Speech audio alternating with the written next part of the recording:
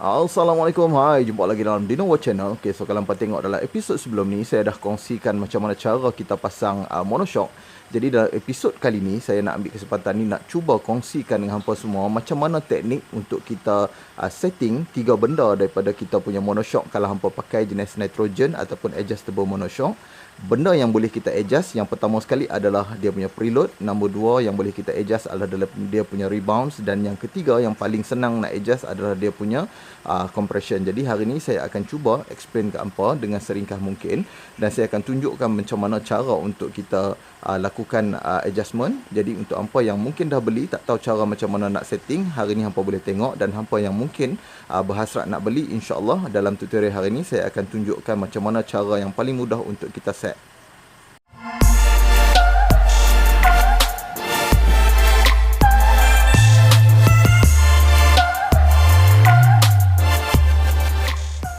Okay, so untuk video tutorial hari ni, kalau hampa tengok untuk kita setting kita punya monoshock ni, memang kita tak perlukan apa-apa tool yang besar macam spanner dan sebagainya. Apa yang kita perlu hari ni hanyalah basic. Tu hampa perlu ada retah, hampa perlu ada marker, Allen key dan juga tool untuk kita adjust kita punya preload ni. Memang dia dah bekaikan sekali dalam kotak ni, jadi hampa tak payah risau. Kot nampak benda ni pelik, memang dia dah bekai sekali dalam kotak ni. Kita perlukan selotip, kita perlukan measuring tape ni. Yang ni penting untuk segi kita nak ukur semua sekali dari segi kita punya nak setting untuk preload. Sekali saya akan cerita lebih lanjut lagi. Dalam preload tu sendiri dia ada 2 benda yang kita nak kena check. Okay, lepas tu kita akan check balik kita punya rebounds, dan lepas tu baru kita tengok kepada kita punya compression. Jadi kotak ni memang saya perlu juga, sebab saya nak gunakan grafik ni supaya saya nak terang kat hampa, supaya hampa nampak. Sebab kalau nak tengok dekat bahagian motor mungkin kita agak sulit sikit sebab benda dah pasang. Jadi kita nak tengok satu persatu tang mana yang kita nak adjust preload, tang mana yang kita nak adjust rebounds, dan juga kat mana yang kita nak adjust kita punya compression.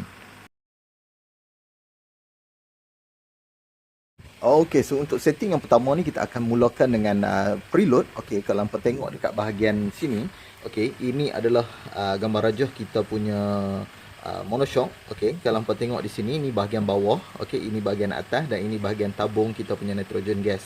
Jadi untuk bahagian yang mana kita nak adjust preload hari ni, kalau hampa tengok pada bahagian sini, okay, dia ada macam satu lock di bahagian sini. Dekat sini dia ada satu lubang skru yang menggunakan Allen key. Okay, jadi kalau hampa tengok dekat bahagian sini, okay, bahagian atas sini, okay, di sini kalau hampa boleh nampak, okay, sebab kita tengok dalam sikit. Kat sini dia ada satu nut yang dia kunci kita punya preload. Okay, jadi apa yang perlu kita buat sekarang ni, kalaulah kita nak set balik kita punya bahagian preload ni, kita kena buka dia punya Allen key punya skru. Jadi kat bahagian sini dia ada Allen key punya skru. Jadi kalau hampa tengok tadi, tool Allen key tadi, kita akan buka dulu bahagian tu, baru kita boleh adjust sama ada kita nak pusing clockwise ataupun anti clockwise untuk kita adjust dia punya preload.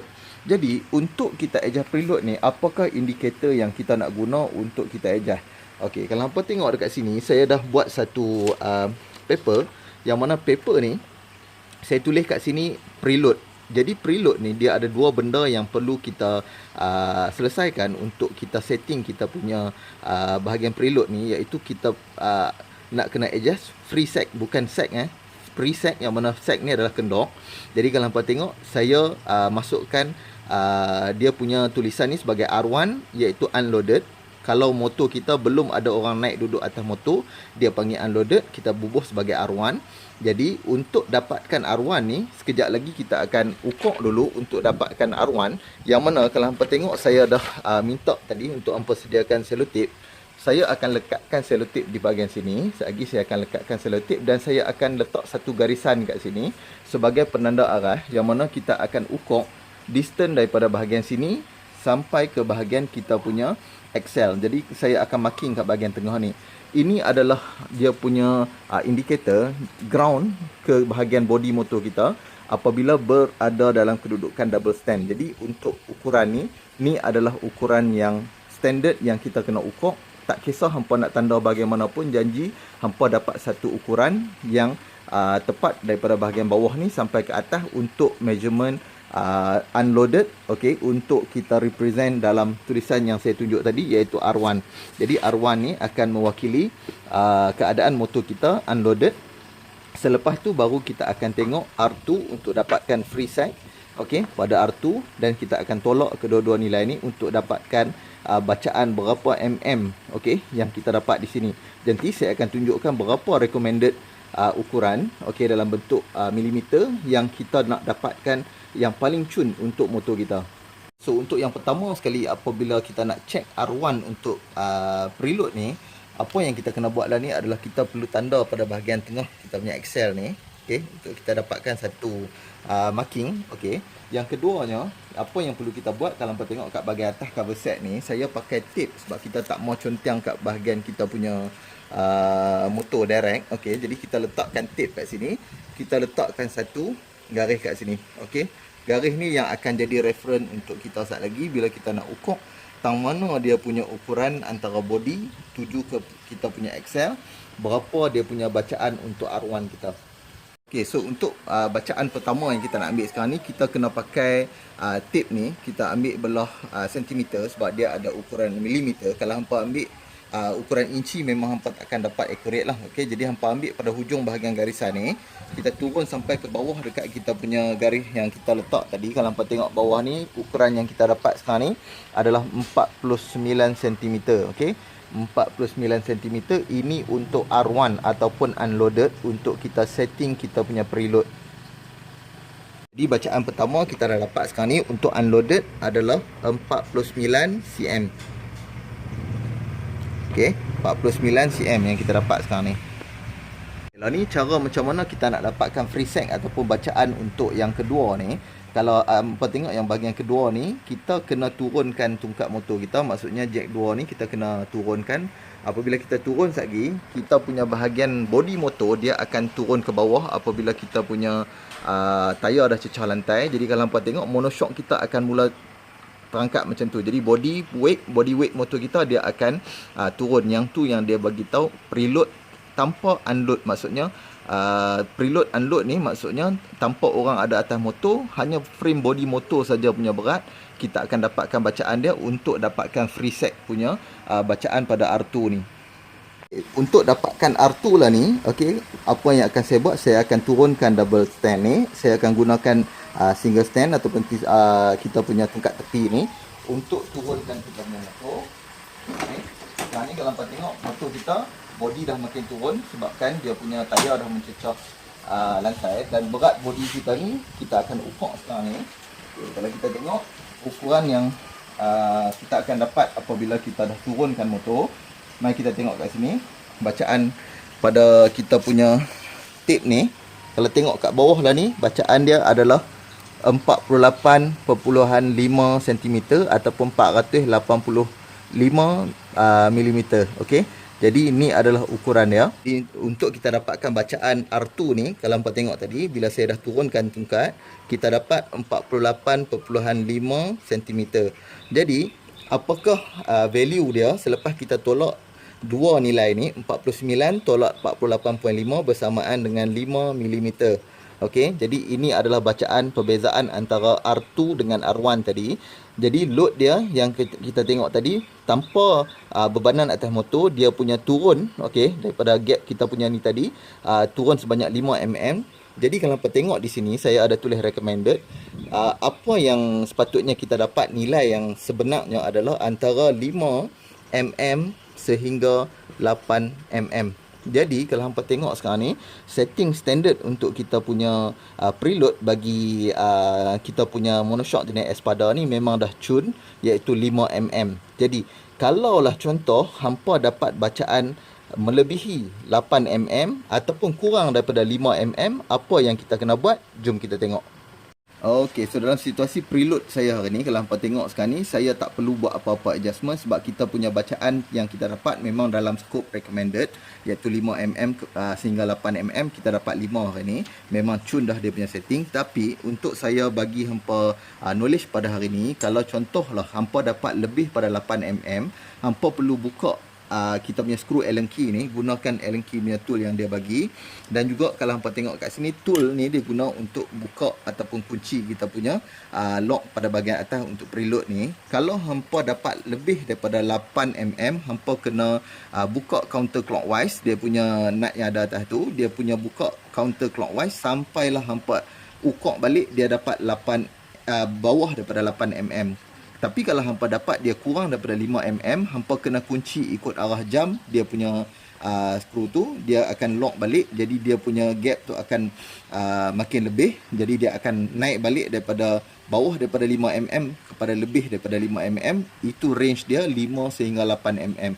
Kalau lebih pada 8, hampa kena buka counterclockwise. Kalau dia kurang daripada 5mm, hampa kena kunci dia mengikut arah jam. Jadi itu beza kalau hampa nak dapatkan bacaan yang paling baik untuk dia punya preload, iaitu dia punya free set.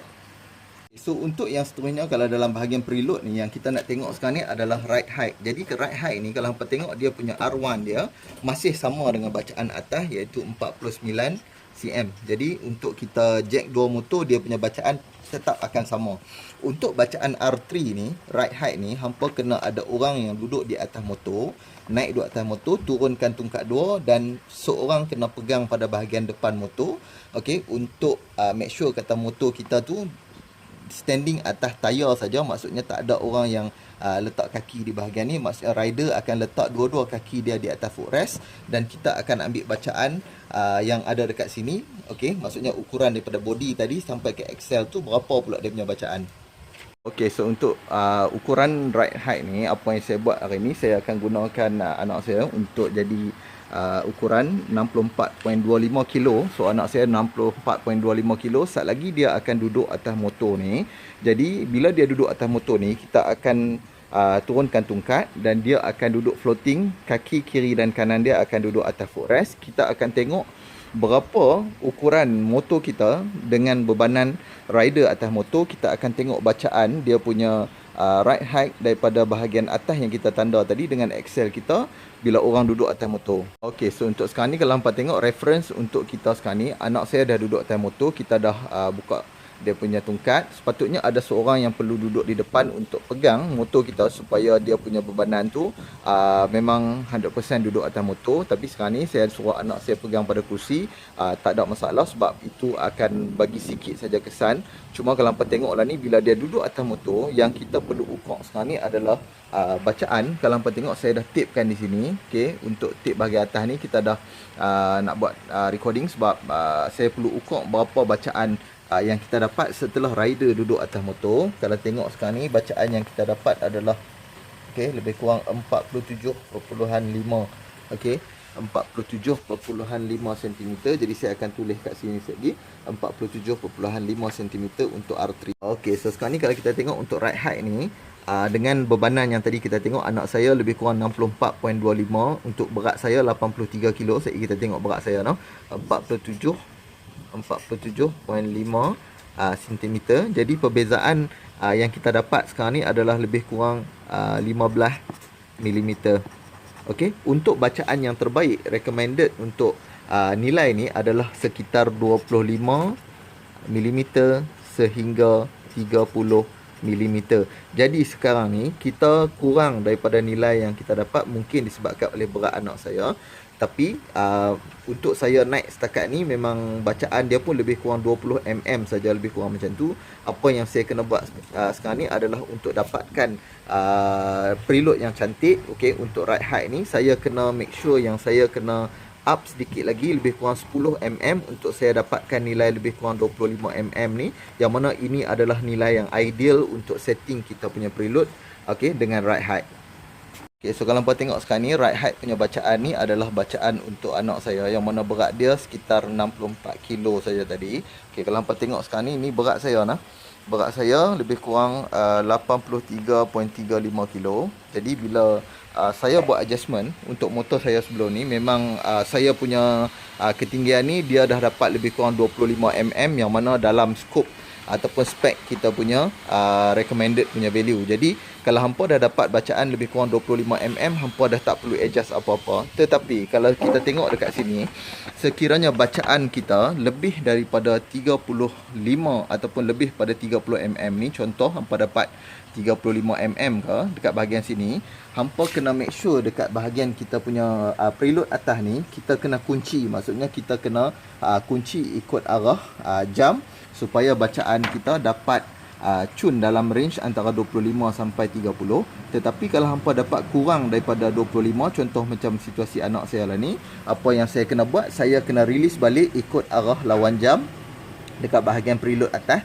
Baru kita akan check balik sampailah nilai ni naik kepada 25mm. Jadi tu cara yang kita nak buat kalau kita nak setting FreeSync, dan juga kalau kita nak dapatkan nilai untuk write height. Jadi ini adalah bacaan untuk kita punya preload yang cukup baik untuk hampa cuba dan hampa dapatkan nilai dia, yang mana recommended untuk FreeSync adalah lebih kurang 55 sehingga 8mm. Untuk right height hampa kena dapatkan lebih kurang 25 ke 30mm. Tu bacaan dia nah.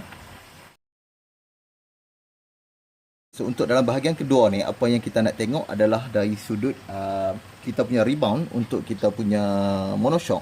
Jadi untuk rebound ni, kita perlu tengok pada bahagian bawah ni. Kalau tengok pada bahagian bawah, dia akan ada satu lock, okey, yang mana dia tulis dekat situ soft ataupun hard. Yang mana kalau untuk hampa yang baru lagi menggunakan kita punya monoshock, apabila hampa naik, hampa rasa dia punya rebound dia kurang sedap, sama ada dia punya bumping dia tu terlalu panjang ataupun terlalu keras. Apa yang perlu kita buat sekarang ni adalah kita perlu pulah dia punya button dekat bawah ni, ataupun dia punya lock dekat bawah tu ke kanan, iaitu ikut arah jam, okey, sampai habis. Maksudnya bila kita pusing dia punya lock tu, kita pusing ke ikut arah jam sampai habis.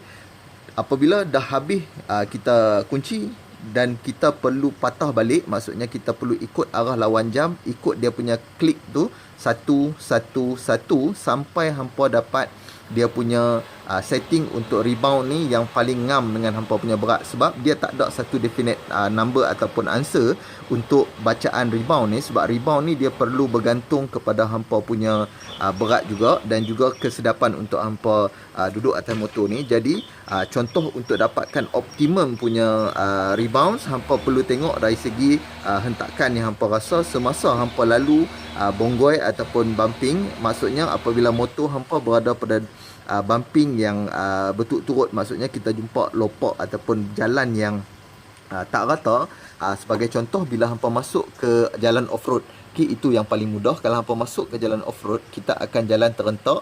Apabila kita bertemu dengan satu kawasan yang mungkin berlubang-lubang sikit, jadi hampa akan rasakan dia punya rebound tu dia lambat nak naik. Yang tu maksudnya kita punya rebound ni dia terlalu soft, jadi hampa perlu ketatkan sikit.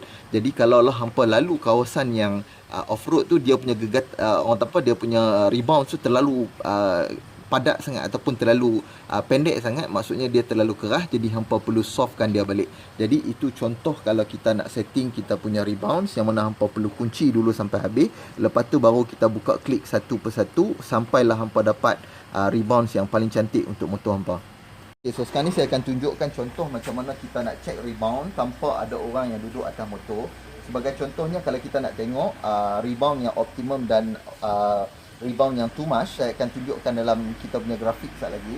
Tapi sekarang ni yang kita nak tunjuk adalah kita punya rebound. Okey, sekarang ni kalau tengok dia punya rebound, okey, just nice saja. Maksudnya bila dia ada tekanan, dia akan naik cepat. Tetapi kalau hampa tengok rebound yang too much, dia akan turun dan dia akan naik lambat. Itu memang kita punya rebound terlalu lembut. Jadi kita perlu adjust kepada satu setting yang lebih hard, dan dia akan jadi rebound yang cantik. Maksudnya dia akan bidah dengan satu tindak balas yang lebih cantik, yang optimum untuk kita punya suspension. Okay, so untuk final stage kita hari ni, apa yang kita nak tengok adalah berkaitan dengan macam mana kita nak setting untuk compression bagi kita punya monoshock yang jenis nitrogen gas ni. Kalau hampa tengok, kita punya compression ni juga adjustable. Kalau hampa tengok di sini, dia ada tertera tulisan hard dengan soft. Apakah yang boleh kita buat dengan adjustment hard dan soft ni, dia lebih kepada adjustment untuk compression damping bagi kita punya monoshock. Kalau hampa tengok di sini, dia gunakan nitrogen gas ni untuk control dia punya soft hard. Apabila kita control dia terlalu keras, maksudnya kita pusing habis kepada bahagian hard. Jadi apabila hampa naik nanti, hampa kena test satu persatu. Apabila kalau hampa naik seorang, hampa kena adjust sampai habis. Maksudnya kita adjust kepada hard sampai habis. Jadi selepas kita naik motor nanti, kita langgak satu bonggoi, kita akan rasakan dia punya bumping tu. Kalaulah terlalu keras, maksudnya dia punya absorption terhadap dia punya hentakan tu terlalu keras. Jadi hampa perlu pusing kepada bacaan yang lebih soft. Jadi hampa kena lalu kawasan yang sama lagi. Apabila hampa lalu, dia akan ada hentakan yang kurang sikit. Jadi hampa dapat rasakan dia punya absorption tu lebih lembut. Jadi kalau hampa dah okey dengan bacaan tu, hampa boleh maintain. Tapi kalau hampa lalu dia masih dalam bacaan yang lebih keras, maksudnya dia langgak tu agak keras lagi, hampa boleh turunkan lagi, pusing kepada soft satu demi satu, jangan turun terlalu banyak. Jadi apabila hampa dah dapat satu bacaan yang sesuai, dia akan berhenti dekat situ. Jadi hampa tak perlu ubah lagi. Kalau hampa naik dua, hampa perlu lakukan proses yang sama, pusing sampai habis. Jadi apabila hampa naik nanti, hampa boleh adjust di sini saja. Hampa lalu pada bahagian bonggoi, hampa langgak. Apabila hampa naik dua, hampa perlu adjust kepada soft sampailah hampa dapat satu bacaan dumping yang sesuai dengan muatan dua orang. Jadi ini adalah untuk bacaan soft hard bagi kita punya adjustment compression damping kita. Kalaulah terlalu keras, dia punya hentakan yang hampa akan rasa tu agak sedikit keras. Jadi kalau hampa pusing kepada soft, dia punya hentakan tu kalaulah terlalu soft, memang dia akan dapat rasakan yang dia punya dumping ni terlalu free. Jadi hampa akan rasa kurang selesa sebab motor rasa macam bergoyang ataupun motor rasa berayun. Jadi hampa perlu cari setting yang sesuai kepada berat mengikut pemanduan, sama ada hampa bawa secara single ataupun hampa bawa secara double. So alhamdulillah, saya rasa perkongsian saya untuk episod kali ini tentang kita punya preload, rebounce dan juga compression untuk kita punya monoshock ni sampai sini dulu. Tetapi untuk review yang akan datang ni, saya akan kongsikan dengan hampa setelah seminggu saya naik menggunakan monoshock jenis Espada yang menggunakan nitrogen gas ni, apa yang saya rasa saya akan kongsikan dalam episod yang akan datang ni. Jadi hampa boleh tengok, saya akan cerita dengan detail semasa saya ada atas highway, semasa saya ambil corner dan sebagainya. Apakah feedback yang akan saya bagi nanti, saya harapkan hampa dapat stay tune dan tunggu episod yang akan datang. Kita sama-sama share dan kongsikan maklumat apa yang boleh tentang motor VF3i ni, sebab saya juga pengguna VF3i. Kalau apa yang mampu saya kongsi, insya-Allah saya akan kongsikan dengan hampa. Jadi sampai di sini dulu video untuk kali ini. Kita jumpa lagi dalam video-video yang lain dalam Dinowo Channel. Assalamualaikum.